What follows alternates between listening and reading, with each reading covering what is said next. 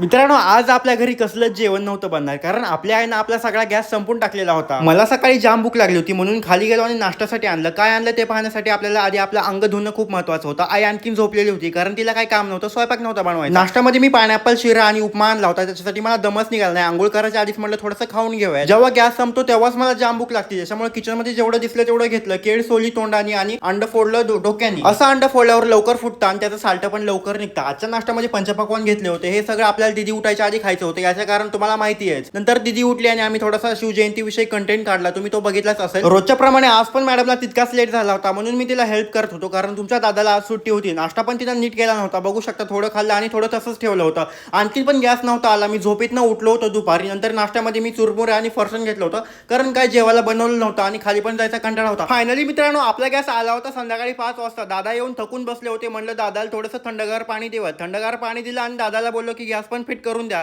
त्यांनी gas fit करून दिला. आईने गरम गरम चहा केला, चहासोबत बिस्किट खाल्लं. चहा पित असताना थोडासा चटका बसला, त्यामुळे हेअरस्टाईल बिघडली, आणखीन डबल केली. आजची हेअरस्टाईल मला जाम आवडली होती. तुम्हाला कशी वाटली नक्की सांगा. आता किचन मध्ये आईची आणि माझी रात्रीच्या जेवणाची तयारी चालू होती. आज मला सुट्टी होती, कामावर गेलो नव्हतो, दिवसभर झोपून पडलो होतो, त्याच्यामुळे आज मी रात्रीच्या जेवणामध्ये आईचा हातभार लावला. तोपर्यंत दिदी पण आली होती आणि दिदी काय मदत न करता मध्ये मध्ये करणार होती. आज आपल्या घरी माझा एक फ्रेंड आला होता आणि त्याला जेवणामध्ये आलू मेथीची भाजी आवडते, त्याच्यामुळे आलू मेथीची भाजी मी केली होती. दिदी पण आली होती फ्रेश होऊन. तिला जाम भूक लागली होती आणि वेट करत होती की कधी जेवायला वाढतं. आता इकडे मॅडमला जेवण वाढलं होतं, पण मॅडम काय मोबाईल मधून डोसकं बाहेर काढायचं नावच घेत नव्हता. इकडे माझा फ्रेंड पण जेवायला बसला होता आणि त्याला जाम आवडलं होतं आजचं जेवण. Thank you so much for watching. उद्या भेटूयात.